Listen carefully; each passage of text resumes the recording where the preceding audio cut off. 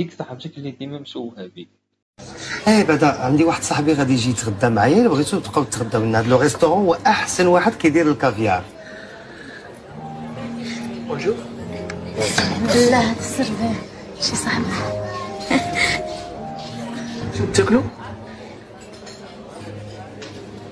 انا غناخد الكافيار دي بيرجين الشيفر شو سيفو بلي، وجيب لي معاه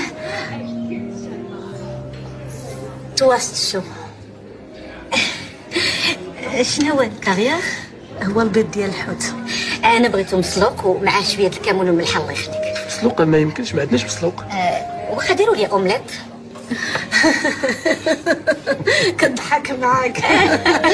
جيب ليها بحالي تواست شو.